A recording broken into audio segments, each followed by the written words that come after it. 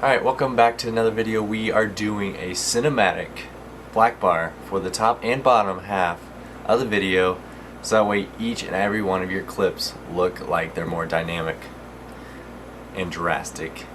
These are very simple to do. I will just go ahead and knock them out real quick and show you how to do it. So we're in After Effects. We need to grab a clip of stuff. Let me grab just a clip from Rocket League. Super simple. I'll start playing it here.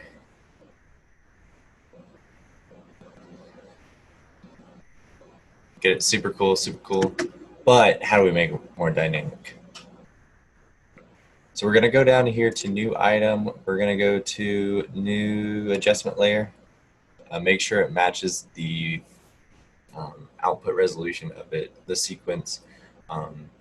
The sequence of the video should already be set, and this will just basically be the same resolution. So you don't really have to change this necessarily. So you have your adjustment layer over here, slide it onto your video track, make it as long as the video itself, and then we'll go ahead and go to here, go to editing. Actually, first we'll go to effects. We'll type in crop. So the crop will go directly onto the adjustment layer. Make sure the adjustment layer is above all of your clips, so that way it will adjust all of your clips. Or it won't adjust all of your clips. It will make sure that all your clips do have the black bars.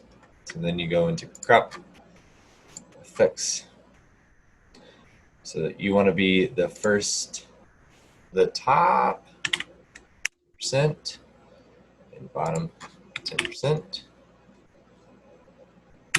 Good to go. There's the black bars. Super simple, super easy, and basically makes it more dramatic as this clip is. Woo!